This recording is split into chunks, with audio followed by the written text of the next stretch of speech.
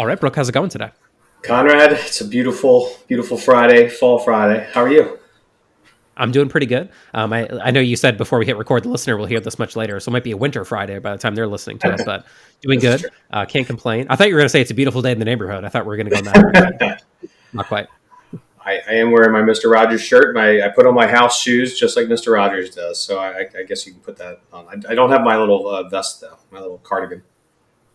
That's hard to pull off. I think you need to. Yeah, not everyone can pull that off, so it's all good. Well, we've got Brian with us today, Brooke. So two B names. I will do my best to limit the confusion and the crossing between it. So, Brian, we'll get to you in one moment. I'm curious, Brooke, do you recall how you originally connected with Brian?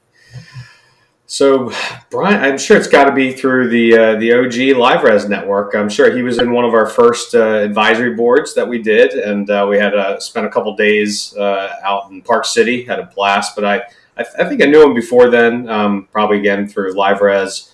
And I remember he actually worked for Point Central for a while, and I remember talking to him at that point. But yeah, just OG in the industry, great guy. Everybody knows Brian. Just this incredible personality, and really excited to have him on the pod today.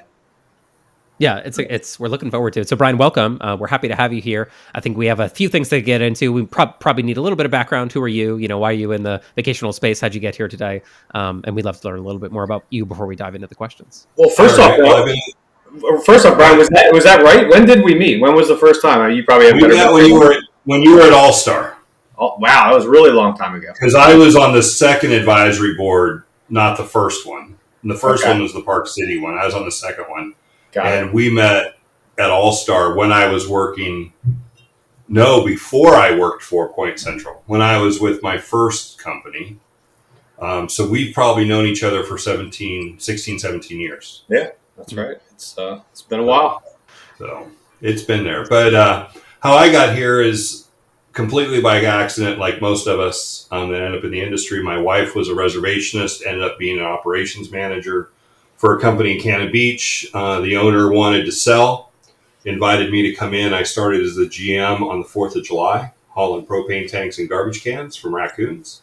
Long story short, we were in there for 7 years, made some different changes and decided to open Beachcomber Vacation Homes in 2014 with one property and one employee. 10 years later, we now still have the same property. Our first two properties with us in our inventory, and we have our second employee is still with us, but we are now up to over 100 properties and 43 employees. But we are just in the Cannon Beach area. We built our own laundry. We'll talk about that. But yeah, so that's where I'm at.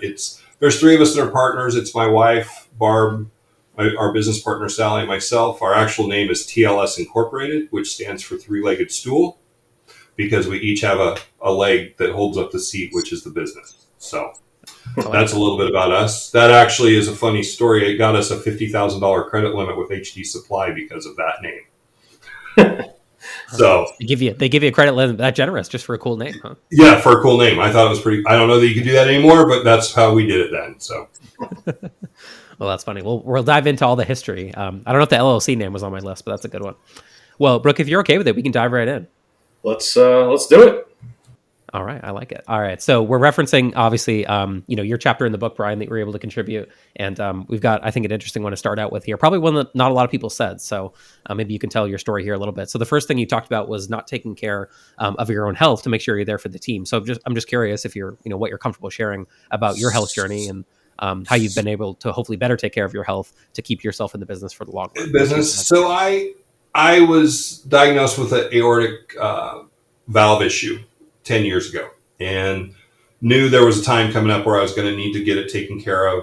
Actually hired a trainer, started working out for about a year or 7 months before I actually had a health incident where I went down. Brooke happened to be there. It was in Asheville, North Carolina. My wife found me unresponsive on a hotel room floor. They weren't sure I was going to make it from the hotel to the hospital there in Asheville. I did. But it really was a wake-up call on what my team depended on me for and how I needed to take better care of myself. So they knew I was there. It hit the team harder than it hit me. And And then May of 2023, I had open heart surgery and had that aortic valve replaced. So I was actually out of work for 12 weeks through the summer. I remember going back to the office, and it really hit home how important of a piece of the team I was, if not on an everyday work basis, but just from a mental standpoint and being able to help the team. And so now I'm walking, I watch what I eat better, but I think taking care of ourselves is really important because we get going crazy hours, crazy days. All of a sudden you'll look and you've been on the phone 21 days straight with somebody. You haven't taken a break. I just got back from 12-day road trip and I feel really good today, even though I'm buried catching up. But I really think that's that health piece, none of us take seriously.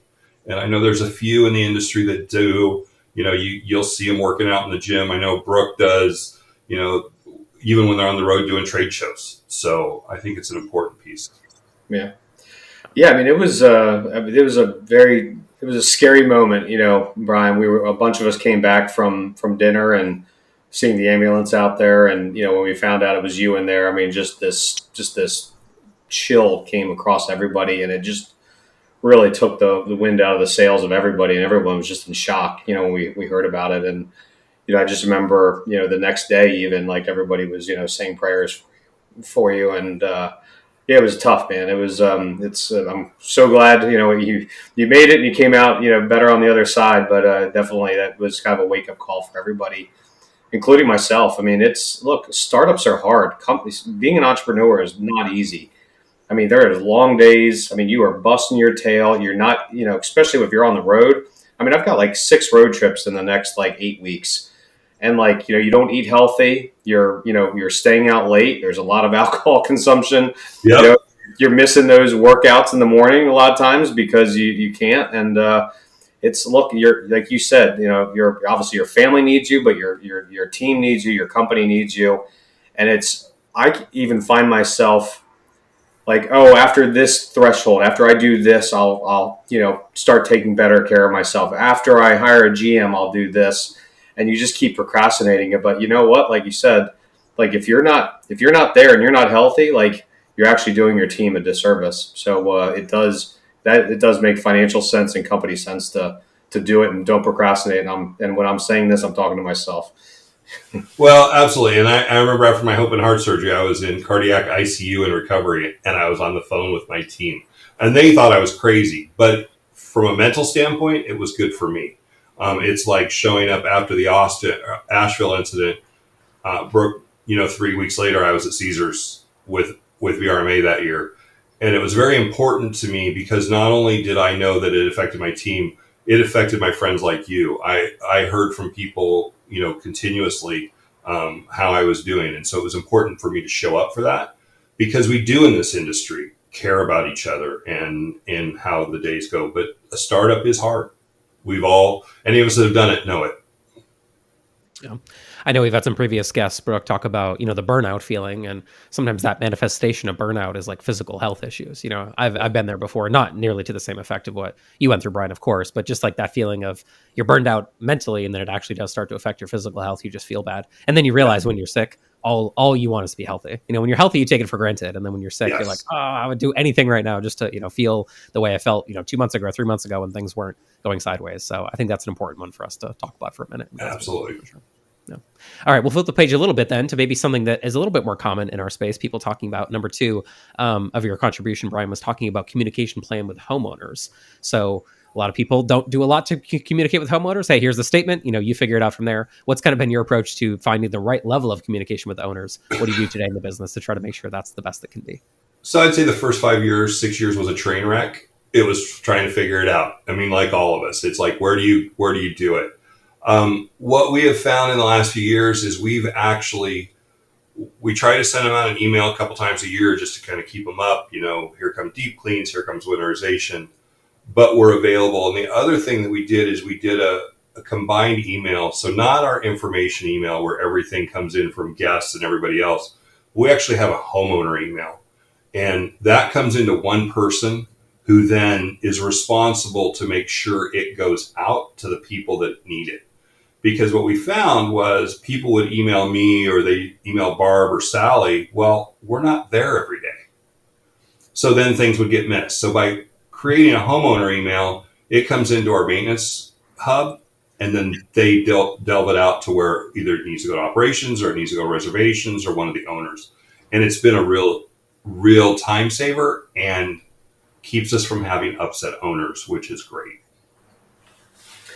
Yeah, I mean, this came up a couple times, and I couldn't agree more. And it's, look, if you're not communicating with your owners, guess what? Somebody else is. And you almost need to think about that. Like, look, there's a lot of other companies that would love to have that property in their rental program, and there's a high probability that they are reaching out to them. So I think Jason Sprinkle said, you can never have enough owner communication. You build trust and relationships with open, honest, transparent, and frequent communications. There is very little that can't be cured with great owner communication. And then Lino, I think, summed it up perfectly. He said, don't underestimate the importance of proactive communication to owners, even when it's bad news. So, right. Well, and I think if you said, and Brooke, I'm sure with what you, and you'll agree with this, is that I do a lot of calls on Saturdays and Sundays when I'm off with potential new homeowners. So now I've already set that bar high. They're like, oh, wow, Brian called me on his day off to talk to us about coming into his program. They expect that continuously. And so it's kind of okay, you set yourself up, but you got to make sure the plan's there so that happens. Yeah. One other thing is semi-related to this. It's not necessarily, but like first off, you always want to be highlighting any kind of new services or features that you have. So constantly be in front of them. Yeah. But one thing that we did at Vantage is we would send out NPS surveys a couple times a year. And I loved it because it allowed us to get in front of them and allowed to get in front of the issues. Maybe they were more inclined to hit that little button that it was a low score. And then I could proactively reach out to them to fix the problem. Because very often it was just a quick little conversation with them. It was something silly. But if you didn't get out in front of it proactively like that, or didn't get that little telltale sign from that NPS survey, what ultimately happened is they wouldn't renew the next year. And then they don't tell you about it unless you give them the opportunity to. So it's kind of like the same thing with a guest, asking a guest, if there's any reason you will not give me a 5-star, please reach out to us. And if you do that proactively, hopefully then you give them the opportunity to fix it. Because it could be something so simple and so silly that you can solve and resolve rather than them just walking out the back door. Well, and with that, it goes back to the first issue I had with health.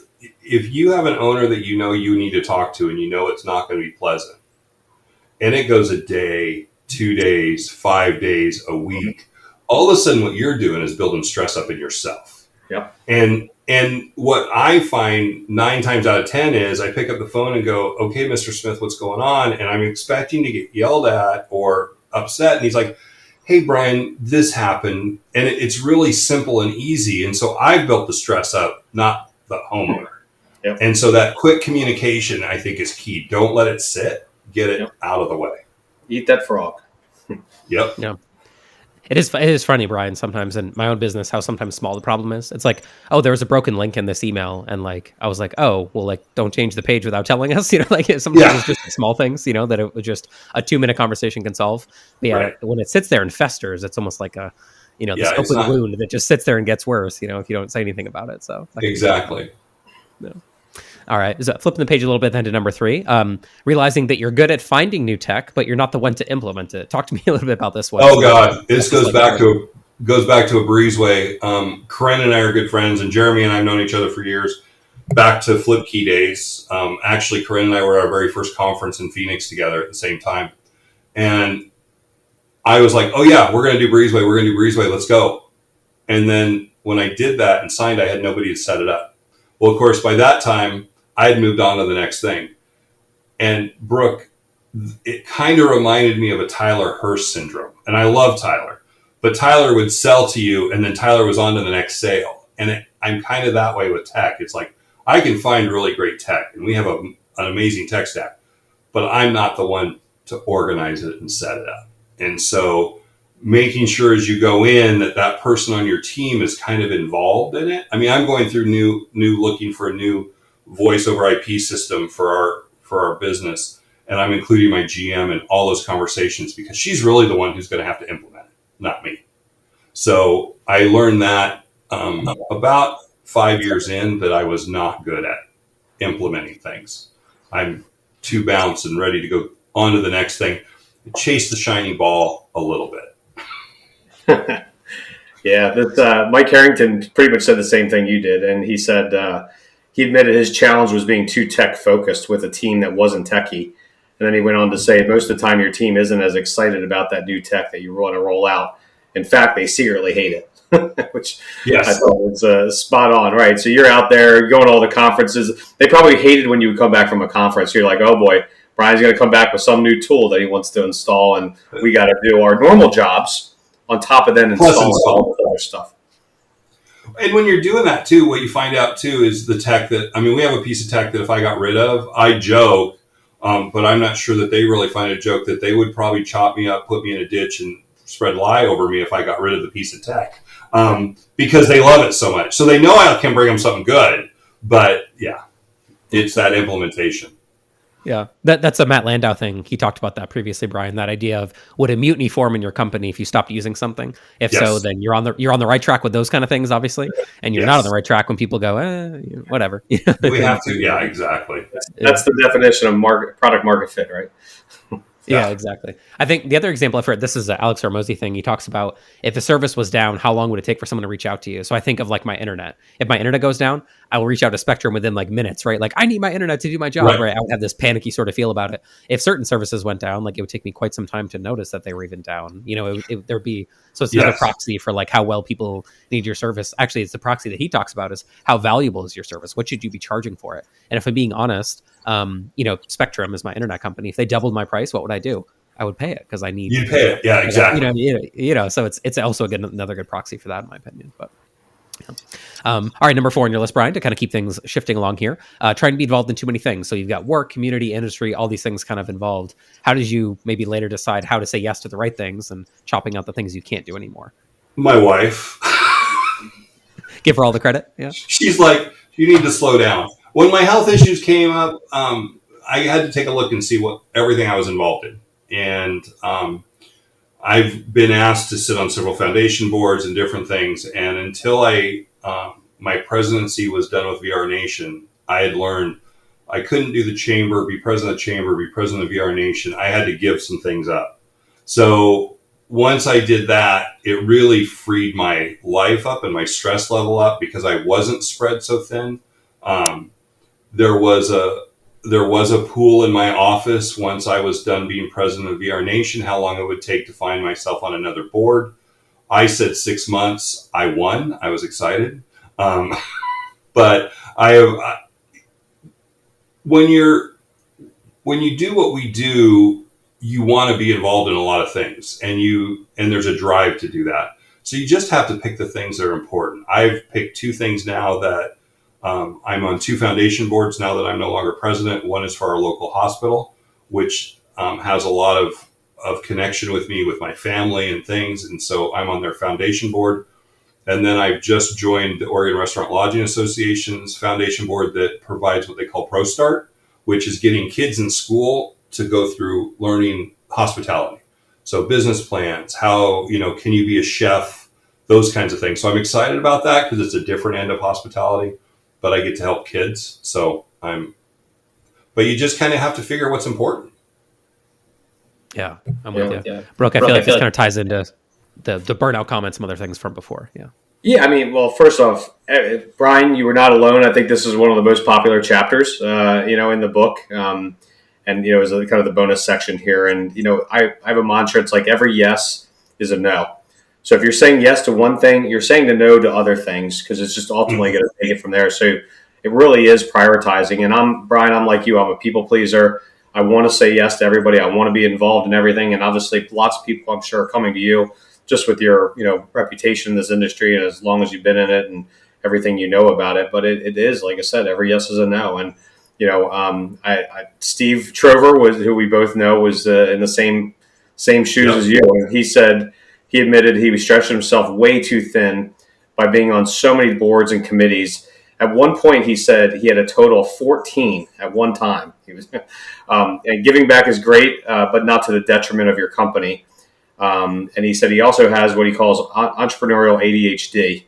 and started far too many companies. You don't wear a cape, focus. And, Sarah Bradford said the same thing. David Angotti, Jed Stevens, Maureen Reagan, like everybody, we all have been in the same boat. And it's sometimes you just have to say no and kind of really limit your exposure and be really, really laser focused on one area. And that's your primary business and your health.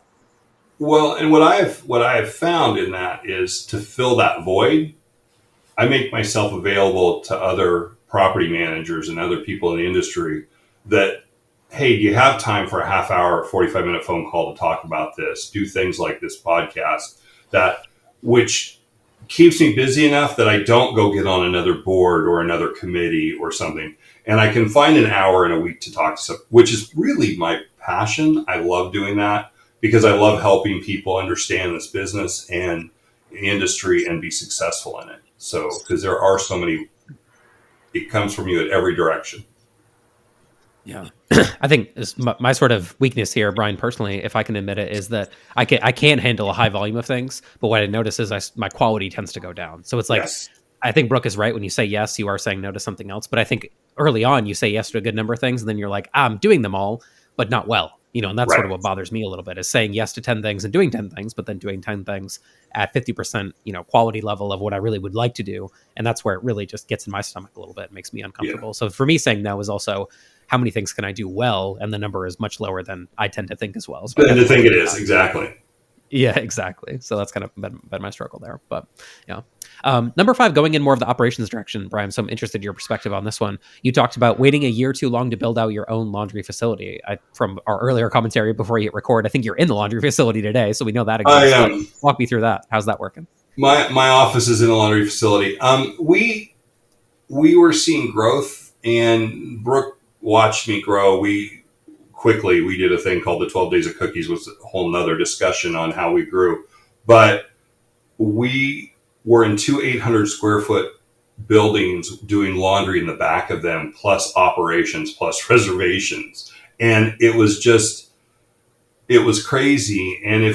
And towards the end of that, because of COVID and growing, we were now taking van loads of laundry. We were overwhelmed in our little laundry and taking it up into a laundromat and doing it at night, which was just totally inefficient. And if we had been out a year ahead of it, we would have been much better off. Now we have 2 65-pound extractors, 300-pound dryers, a top-notch laundry facility, and never have to worry about it. Our team is much happier. My laundry manager is much happier. I wish we had done it earlier. So this is one of those ones that was a total surprise for me. And it kind of makes sense, but I never had one. And then after I sold my company, the company I went to work after that, they never had a laundry facility. So I just assumed it really wasn't good economics. But I've talked to numerous people, and this came up time and time again in the book. It was Justin Ford, said the exact same thing. Dennis with Cassiola, Eric Thibodeau, Sarah Bradford, Darby Bolton, and Taryn Chapin with State Local Nashville. It literally saved their business during COVID because nobody was going to Nashville anymore, but they had this incredible laundry facility, the largest laundry facility in the city of Nashville, and that literally saved their business. So and the Harrelsons with Beach Ball Properties, like that thing, they said it was the greatest move they've ever made. So it's so funny because I just never really, to me, it was just like more of one more nuisance, one more headache that I had to focus on. But it just sounds like it's an incredible profit center. Well, it is. And when you're in an area like myself, we're 2 hours from Portland. So guess what? There are no laundry services. I mean, you get into the Outer Banks, you get some of those bigger areas, they've got laundry facility people that'll do your laundry for you. So they'll show up with that. Well, we don't have that here. So you've got to come up with a system. And that's where it was such a big change for us. I love with some of our partners, they nerd out. When you go and visit them, the first thing they do is like, let me show you my laundry facility. Like that's like, and then you see these beautiful, huge washers and dryers and just like the setup of it. It's pretty impressive when they're bragging about that. They're not bragging about, all this other stuff within their office, but they're showing you their washing machine dryers. If you come visit me, that's the first thing I take you to is our laundry facility. I mean, we did things like, I love to talk about the fact that we have rubberized flooring throughout our laundry facility, so you don't have to have necessarily the shock mats. And it all came out of horse barns, is where it came from. It's recycled tires that they use in horse barns for horses. We put a breezeway in because we get 70-mile-an-hour gusts on a regular basis and the rain going sideways. So we have a garage door that when they unload, they can close this garage door. They're out of the weather. And I totally geek out about our laundry facility. I'm waiting to get a presser and folder next. So that's my next piece.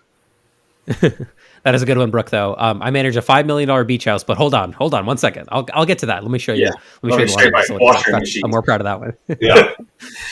The houses are the houses, whatever. That's not as exciting.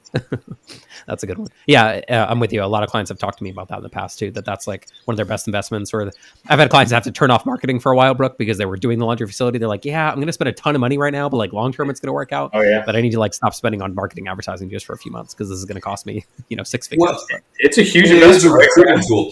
It's a huge recruiting tool because in our market, the smaller companies are doing laundry in the houses. And that's a big expense to homeowners. So now if I take it out, I'd rather go with you than XYZ who's doing the laundry in the house. Yeah. I do remember going on site with one of our partners who I will not name, but that was a big part of they had a really cool owner presentation. So whenever an owner would come in town, they had this tour that they would give, and they'd take them throughout the office and meet all the, the marketing people and, the GM and everything. And then they would take them to the kind of the ops center, and they would take them and tour and then they would show the laundry facility.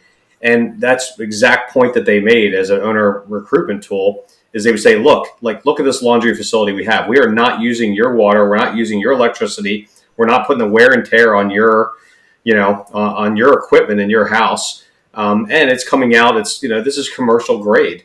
And it just shows the professionalism, and it kind of sets that bar. And they said if they can get them on the tour, like they had like a 98% close rate. Like nobody says no after they go through that tour.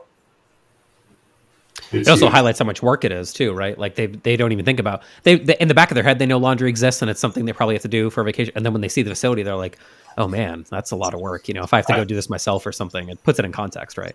I love to bring people through like on a Friday turnover or Sunday turnover day when there's nothing but piles of laundry. And it's like, they'll be through this in 2 days. Imagine if this was going through your house, and in our market, it's sand because sand will destroy washers and dryers. And they're going to get it with guests anyway. But if we're not contributing, it's a huge help. So, yeah, that's a good point. I like that one. Awesome. Well, the next one is related then, Brian. So your number 6 point in the book was waiting too long to bring cleaning in-house along with contract teams. So walk me through that. How do you decide whether to do a full-time cleaner or contract cleaner? What's that look like today? So up until COVID, we used a contract team. We were sitting in that 30 to 40 homes. Her team was able to handle it. And when we came back after COVID, we'd been shut down for 10 weeks. Things got crazy like they did everywhere. Everybody was coming. And we had hired, I call her my daughter, Abby. She'd worked at a bank. She came in and started doing laundry for us. And we got talking, and she did laundry, went from part-time to full-time. And then we got talking, and then all of a sudden I knew her sister-in-law was working for us, and her uncle and her aunt, they were starting to clean, and we just going, okay, let's do this. And we still have one contract team. We wouldn't give them up. We love them to death. But we now have probably 24 cleaners, 25 cleaners on our team that are full-time housekeeping. The interesting part to that was, and I think people need to look at it, they came to us and we weren't prepared. We didn't have vehicles. We didn't have uniforms, anything. And the first thing they asked for was shirts. Can you get us t-shirts? So we all looked the same, and we didn't think about it. And we said, sure, we'll do it. And then they came to us and said, we'd really like a van that says Beachcomber on it. And we're like, well, why? And this is going to sound bad, but this came from them. They said, how would you feel if you were in the neighborhood and 6 Hispanics pulled up to a house, got out of their car and went in? And it never, because that's not our train of thought or the way we think, we never even thought of that as an issue. So to me, it's important that we now have 10 vehicles for our housekeeping and maintenance staff. My car guy loves us because I call him and say I need something, and he'll jump and find it for us. But that makes a big difference. Our contract team doesn't drive around in a logoed Beachcomber van, but our employees do. So that's another piece in that marketing piece, that using housekeeping to help you recruit. But we just needed it. Our contract team came to us and said, we cannot handle the growth you are seeing. And, in the last 4 years, we've gained 60 homes. And so that was a really big piece to it. We needed, and it's back to kind of like the laundry. There's not a lot of cleaning services here. So it wasn't like you could hire 4 contract teams to cover it. Right. So Brian, when I was at All-Star in Orlando, one of their number one owner recruitment sources was the vans and the trucks. Yep. So they had a bunch of really high-end, like nice trucks, well-wrapped, logoed, and they were in the communities we wanted to be in. And our hack was, if a home was open and we didn't need to drive the truck around or the van, we would leave it in the driveway in the most prominent roads in those communities in front of it. And then they'd move it around every once in a while or they would hang out there waiting for a call. And maybe just going around doing preventative maintenance, kind of sitting it, because it was the biggest billboard you could get. You couldn't put a billboard like that in the community. You would get kicked out of the community so quickly. But if you've got 20 or 30 vans that look really good and professional, and you're in every single driveway in that community, it is such a good owner recruitment tool. Even if you're not actually working on the property, just leave it there. Yeah, absolutely. And we've gotten calls. I've gotten calls that said, hey, we've noticed you're at our neighbor's house. We know you manage their property. We've seen the vans. We've seen the checkers, because we have different vehicles for different things. We know when the maintenance guys are there. And we love the professionalism. We love them in the T-shirts. We love them in the vans. We would like you to manage our property. And I think that's a big, rather than, I remember a large company that came into the industry, and they did not allow certain things to happen. And so all of a sudden you'd see cars drive up that had cleaning supplies on luggage racks strapped to the top of their cars on a beater Toyota Corolla. And you're going, how is that professional? And so it's very important. Yeah, the anecdotes are great, and I have some data to back up what you guys are talking about too, because I have a client who put a QR code actually on their wrap vehicle, and we can look in analytics each month, and we see how many people are actually scanning the QR code on these vans that they have going around these different neighborhoods. And I mean, it's dozens of people every month that are scanning the QR code, going to the website and checking out what they have to offer. So, of course, it would work well without the QR code. You don't need the QR code, but it was good validation of the fact that these wraps are meaningful. Before they had vans and they were just plain white vans, so there's nothing wrong with them per se, but they wrapped them, they put the logo on them, they put the QR code on them recently, and every month in analytics, we can see all the people coming to the website from those QR codes. So there's some ROI then on those, because that's the hard part. White van, there's no ROI. There's no way to track it. But with that, because wraps aren't inexpensive. No. They're, and so it's good to know when they are paying off. Yeah. So that could be a little marketing hack if someone wants to take the wrap thing one step further, is put the QR code on there. But I think, Brooke, your story is excellent of the billboard, moving billboard that you need anyways. You're already paying for it. It's like a fixed cost. So I like that.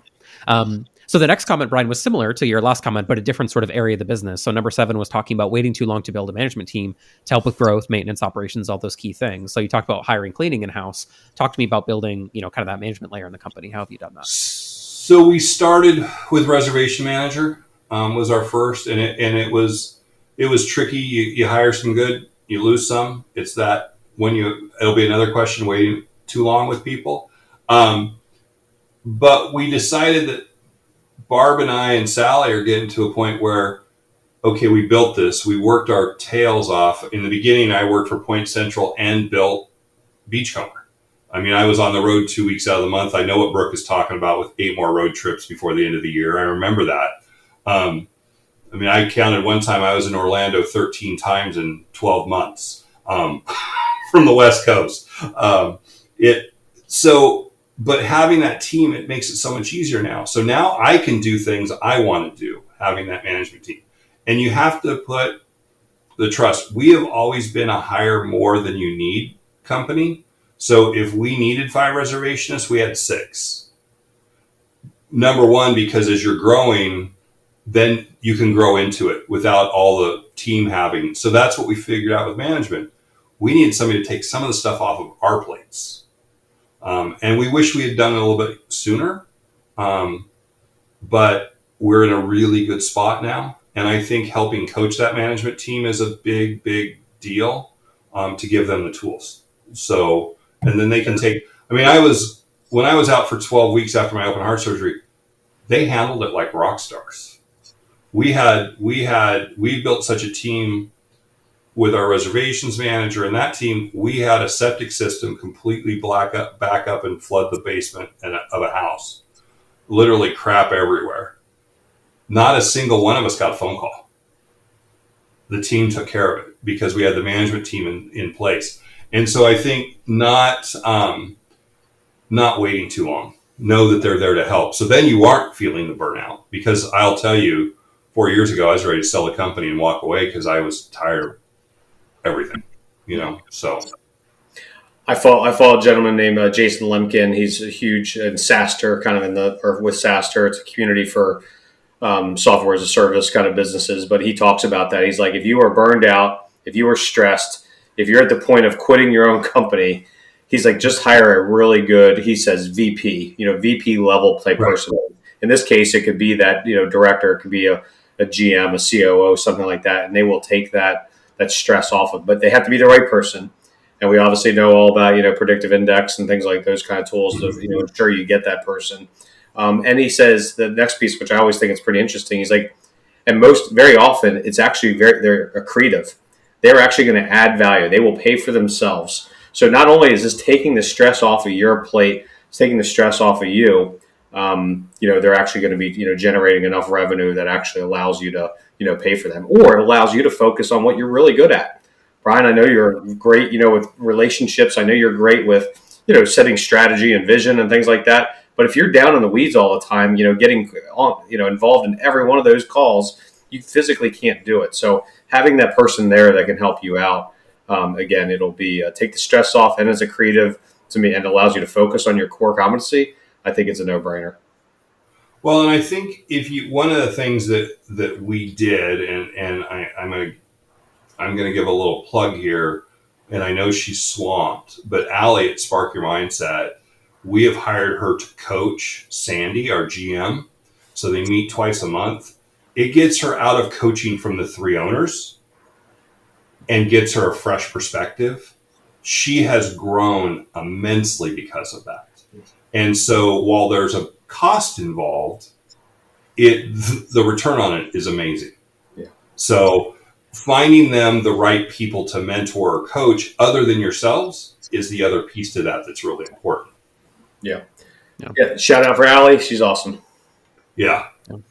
I think that's a good example too, Brian, because I don't, everyone's business is a little bit different. But for me, my people is my number one expense, right? When I pay people, that's where all my biggest expenses come from. So if you're thinking of it from that perspective, when you make your people better, you're making your company better, because all the money you're already spending to, pay their salaries, all the expenses that come along with the payroll, taxes, everything. If I can make them perform better and they're happier, it's a win-win. This idea of paying someone a little bit of money to then make your, $50, $60, $70, $100,000 per year person more effective is so much more logical when you think about it versus buying, a few other things that might not make the same impact. So, well, and I'm a firm believer that we all have the ability to take things to a certain level. Mm-hmm. And then we hit this wall for a while. So if you can get that person that can get you over that wall and take you to the next level through a hire, it's a great thing. Because as a business owner, it's not like an executive director that you can say, okay, you've taken this as far as you can go. We're going to let you move on. We're going to bring in somebody new to take us to the next level. As an owner, you're there forever or until you sell. So you need to bring those people in that will help you take that next step. So, and I know Brooke has been involved in that kind of situation and worked on that. So it's a big one. Because we don't know it all. We like to think we do, but we don't. I haven't met anyone yet that knows it all, and I've met some smart people, but they don't know it all. That's for sure. Yeah.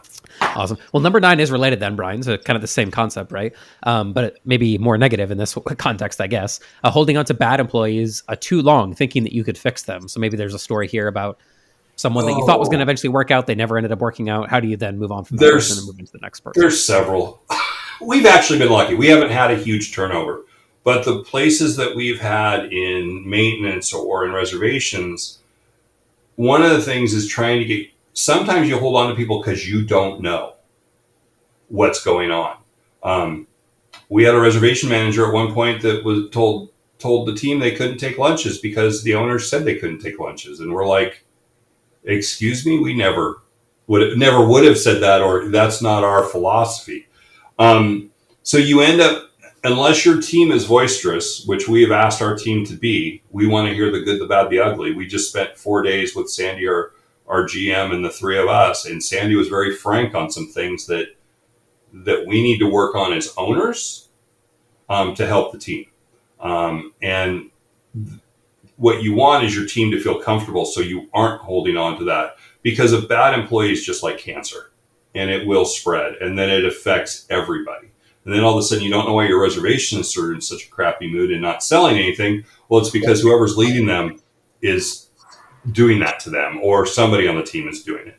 So we had an employee we tried to help. They were having personal issues and children issues, and we're like, okay, we'll hold on to you. And then they started taking advantage of kind of how the way things were going. And we're like, whoa, we can't do this. And then we were the bad guys after we had done all these things. And so we've learned, we have to be a little bit more careful, a little bit more vigilant, and ask our employees, if you see it, tell us about it, because we can fix it. So, yeah. I had someone give me feedback recently, Brian, and it was talking about if people are unreliable early on, they're going to be unreliable the whole time they work for you. And I used to think, oh no, because we've all heard a story before, right? Like someone starting with you in your company, and then early on in their engagement, whether it's a few weeks or a day or whatever the case may be, something horrible happens. A family member is sick, something happens, and I like you probably have that heart of empathy, and I go, oh, that sounds horrible. Like, how can I help you? Let's get through this. We'll get to the other side of it. And then I've unfortunately had to learn the hard way. It sounds like you have as well. When people show themselves to be unreliable, they're just unreliable, and you really probably have to figure out a way to move on or put them into something where, they don't need to be available or something like that. So, well, and you want them to be happy, because if they're unreliable, it's usually because they're not happy with what they're doing. So, I think there's a lot of truth in that. No.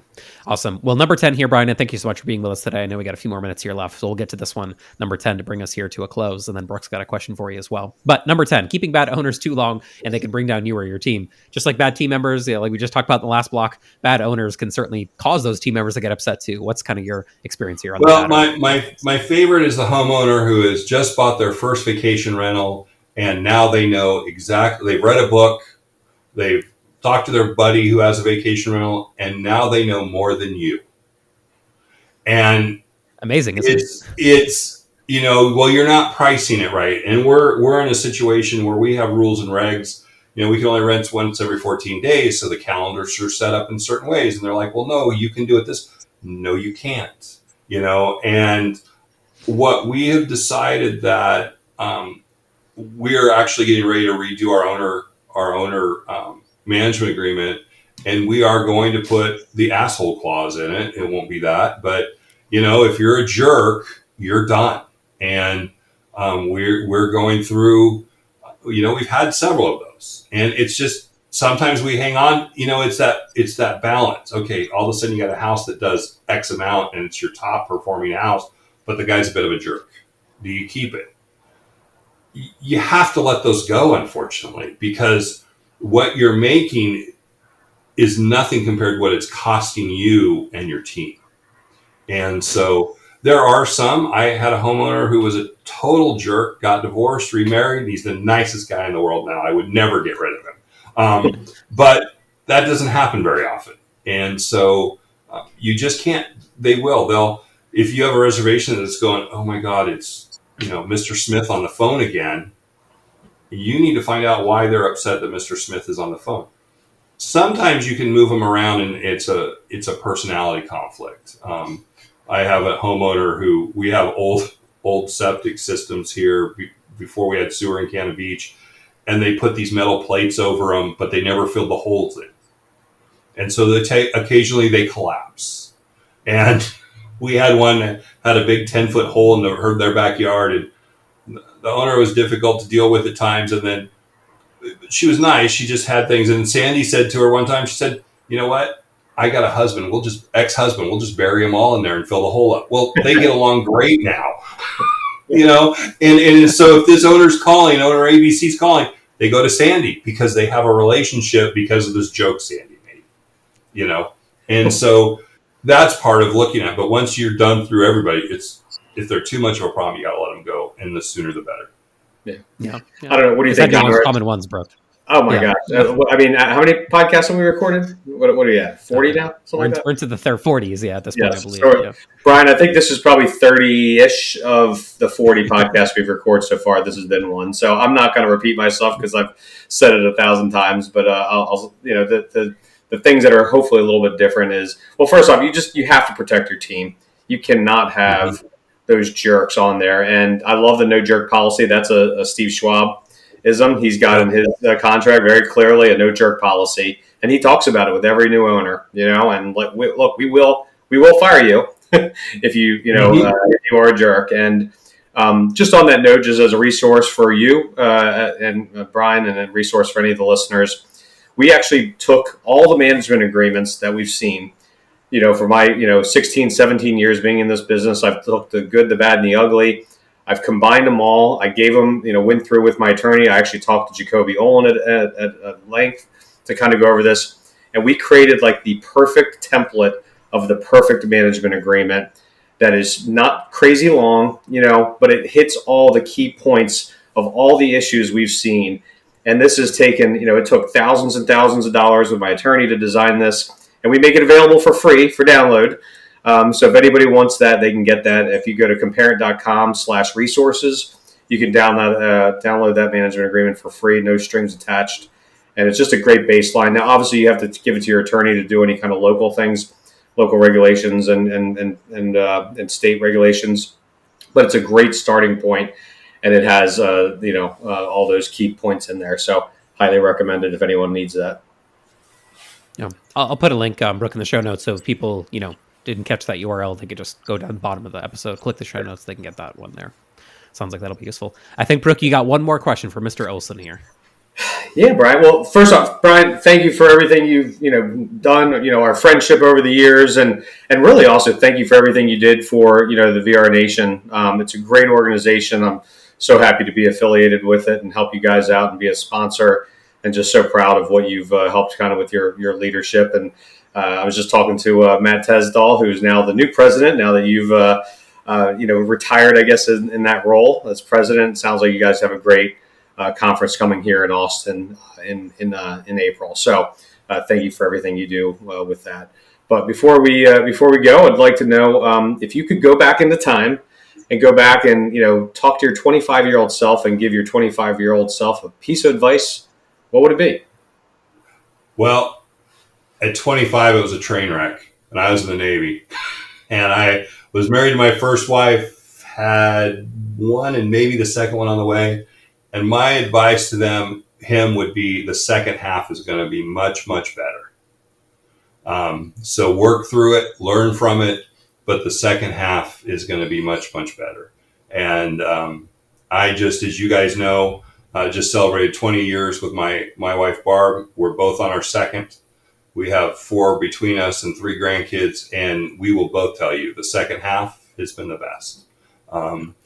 You learn a lot. You may not be able to do the marathons or the 10Ks or be out partying all night because, you got to be in bed by 9, 10 o'clock at night. But it's a whole different world. And I truly believe that's what I would tell my 25-year-old self, is that the second half is going to be better. I like that. That's awesome. Awesome. Well, thanks so much, Brian, for hopping on. We super duper appreciate it. We'll put links in the show notes to both VR Nation, so people should check that out. As you mentioned, there's an event coming in April 2020, next year, coming up here. People should go and check that one out in Austin. So we'll put a link there also to Comparent, the resource that Brooke mentioned a few minutes ago. People can definitely benefit from that. If you made it all the way to the end, you're an awesome person. You're a great listener, and we need something out of you. a review. So go to your podcast app of choice. iTunes, Spotify is where we get the most downloads. Therefore, we need the review the most there, but anywhere is helpful. Follow the show there, and you'll get all future episodes of awesome guests like Brian. They don't agree to come on unless we get more downloads and more views. So we appreciate that, and we'll catch everyone on the next episode. Thanks so much.